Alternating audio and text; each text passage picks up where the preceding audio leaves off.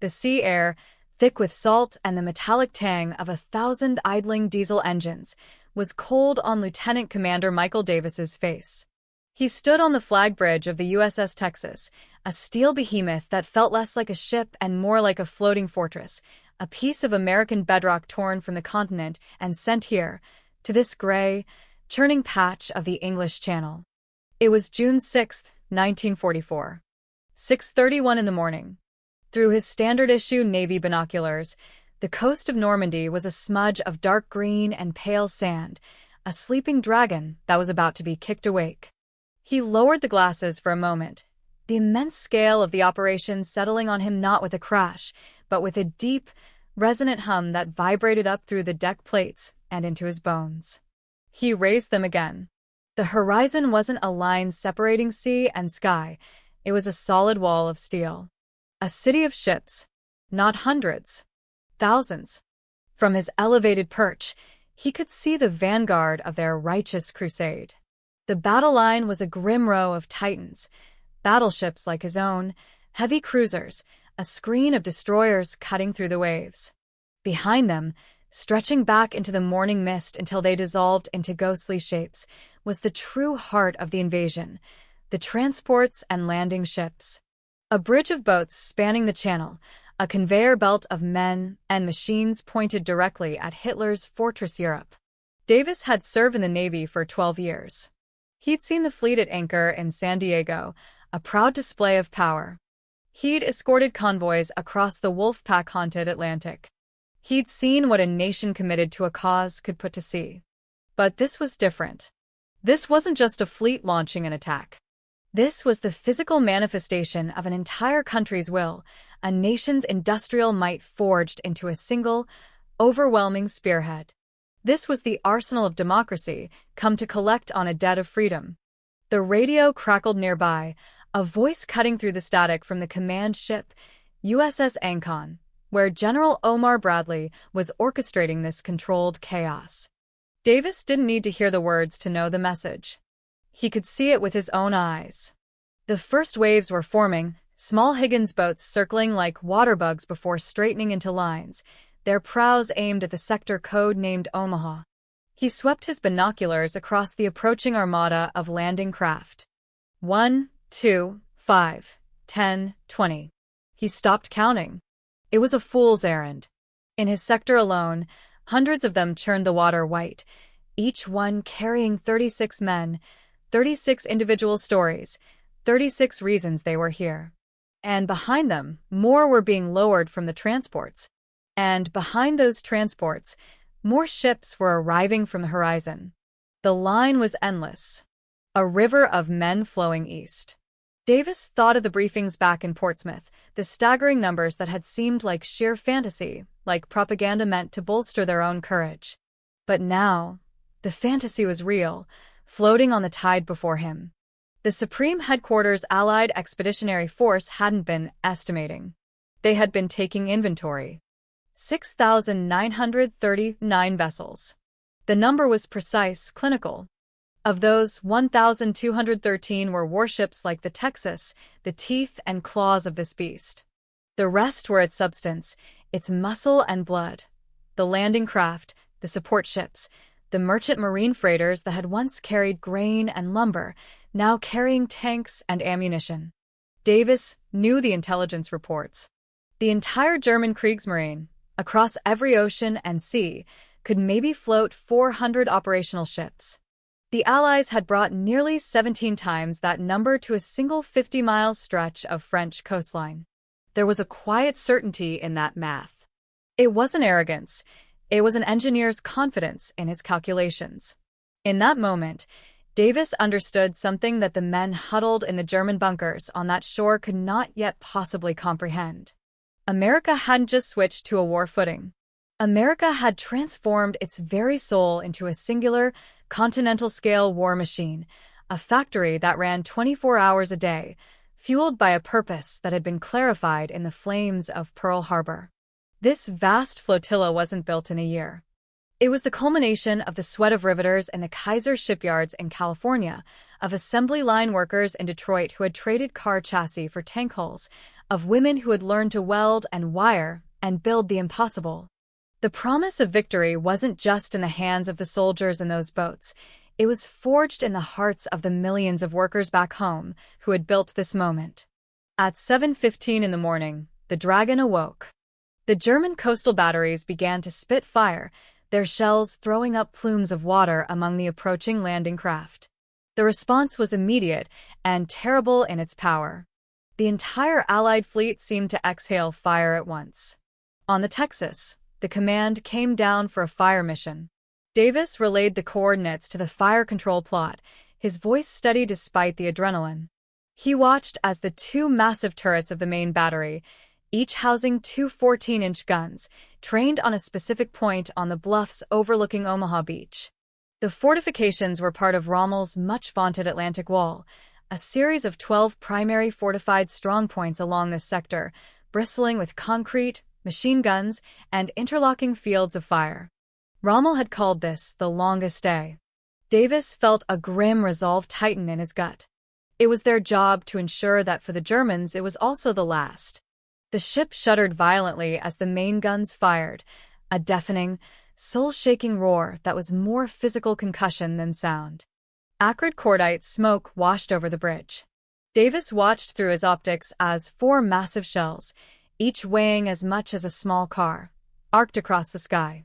He saw the impacts blossom on the ridge, mountains of earth and concrete hurled into the air. This was not a battle of maneuver. This was a battle of physics, a war of attrition played out with brutal, industrial efficiency. The German defenses, formidable as they were being systematically dismantled, not by daring raids, but by the relentless, coordinated application of overwhelming firepower. This was precision on an industrial scale. By 8 a.m., the naval bombardment shifted from area saturation to direct fire suppression. The heavy guns of the USS Texas and the British cruiser HMS Glasgow began to function like colossal sniper rifles. Reconnaissance photos had identified the most dangerous enemy positions, and now they were being eliminated one by one. A call came in from an air spotter. A casemate at Strong Point WN-61, housing an 88mm cannon, the most feared anti-tank gun in the German arsenal, was pinning down the first wave of Rangers trying to get off the beach. The coordinates were relayed. The target was a 2-meter-thick concrete emplacement, designed to withstand any conventional artillery. But it was not designed for this. Davis watched the fire control team work their magic, calculating range, windage, the roll of the ship. The order was given. At 8:17, the Texas spoke again. Through the powerful optics, Davis saw the 1,500-pound shell strike the firing aperture of the casemate directly. The concrete bunker didn't just explode. It seemed to vanish in a flash of incandescent light and black smoke. The 88 was silenced. A cheer went up from a few of the sailors on the bridge, but it was a muted, professional sound. There was no joy in this destruction, only a grim sense of necessity. One target down. Hundreds more to go. This was when the true American doctrine became clear to Davis. It wasn't about building a single, perfect weapon. It was about building so many good enough weapons that the enemy's perfect ones were simply swamped, overwhelmed, and ultimately rendered irrelevant. He thought of the M4 Sherman tanks waiting in the holds of the LSTs. Intelligence described them as inferior to the German Tigers and Panthers, with thinner armor and a less powerful gun. The Germans designed their tanks like masterpieces of engineering, each Tiger I a testament to titanic precision that took 300,000 man-hours to build. They had produced fewer than 1,400 of them in the entire war. Americans, however, designed the Sherman like a Ford automobile. It was simple, reliable, and could be mass-produced in staggering numbers. They built almost 50,000 of them. When a Tiger destroyed 3 Shermans, which it could do with ease, America had already built 5 more to replace them, while the Tiger was still trying to find fuel and spare parts that the shattered German industry could no longer provide. This wasn't a war of chivalry. It was a war of production schedules and logistics chains. It was a war they were built to win. At 10:30 in the morning, the reports from the beach were dire. The initial waves were being cut to pieces. The complex system of draws leading off Omaha Beach were proving to be deadly funnels, covered by machine gun nests that had survived the initial bombardment. The radio traffic was a desperate chorus of calls for fire support, for destroyers to come in closer, for anything to suppress the murderous fire pouring down from the bluffs. Davis listened, his heart heavy.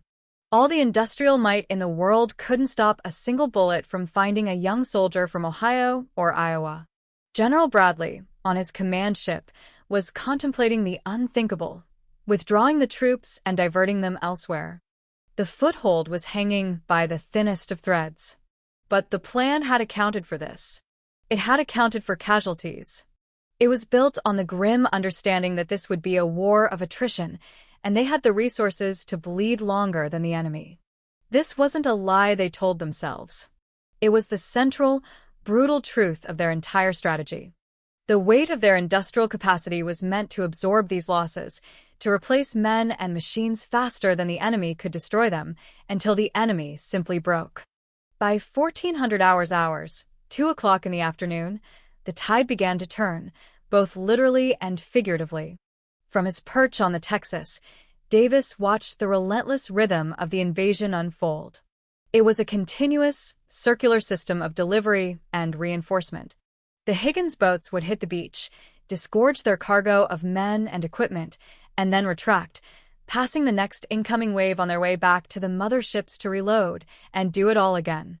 It was a logistical miracle, a perfectly synchronized dance of thousands of moving parts. Davis had studied the German amphibious operation in Norway in 1940, considered a logistical masterpiece at the time. They had landed 10,000 men in 48 hours. Here, in Normandy, the Allies were landing 156,000 men in the first 24 hours alone. By the end of the week, there would be over 1/3 men ashore, with tens of thousands of vehicles and over 100,000 tons of supplies. It wasn't just an army. It was a mobile nation, complete with its own infrastructure, being transplanted onto hostile soil. The site that truly solidified Davis's faith was the first M4 Sherman tank crawling onto the beach near Colleville-sur-Mer. Then another and another. By the end of the day, there would be dozens. Not perfect, not invincible, but there. And there were thousands more where they came from. At 1800 hours, as evening began to approach, a summary of a high-level enemy intercept came over the command channel. Field Marshal Rommel, who had been in Germany for his wife's birthday, had raced back to his headquarters. His assessment was blunt. He knew America had industrial capacity. What he had failed to comprehend, he'd reportedly told his staff, was that they would forge all of it into a single hammer and bring it down on one spot. "This is not war," he had allegedly said. "This is mass production applied to combat." Reading the message, Davis felt a cold shiver of affirmation. That was it. That was the revelation. It wasn't that American soldiers were inherently better or that their tactics were more clever. It was that America had solved the equation of modern warfare in a way the Germans, with their focus on tactical perfection, never could. They had turned the war into an industrial problem, a question of manufacturing. The answer was floating all around him, as far as the eye could see. At 23:50, 10 minutes to midnight on the longest day, Lieutenant Commander Davis was still on the bridge. The USS Texas was still firing, its salvos lighting up the night sky, supporting the infantry fighting their way up the bluffs. The great ship had moved in so close to provide direct fire that its keel was scraping the sandy bottom at low tide. On the beach, now secured at a terrible cost, he could see the lights of landing craft still coming ashore. The sound of their diesel engines was a constant, deep thrum, not a sound of menace, but the steady, tireless heartbeat of the invasion. It would not stop tonight or tomorrow or the next day. It would continue until the job was done. He looked out at the fires burning on the shore, at the dark silhouettes of ships still queued up on the horizon, waiting their turn to unload. He thought of the men who had fallen on the bloody sand of Omaha, their lives traded for this precious strip of liberated land. Their sacrifice was not in vain. It was the terrible, necessary price. But he knew, with a certainty that settled deep in his soul, that this day hadn't just been won on the beaches. It was won in the factories of Detroit, the shipyards of California, the assembly plants of Illinois, and the oil refineries of his home state of Texas. It was won by the factory workers who never held a rifle, but who built the 96,318 aircraft America would produce this year alone. It was won by the quiet mathematicians, the determined engineers, the tireless logisticians. Freedom, he realized, was not an abstract ideal. It was a tangible thing, built with steel and sweat, paid for with the blood of soldiers on a beach and the labor of workers in a factory. And as a new day dawned over the coast of France, he knew that the machine they had all built together was, in the end,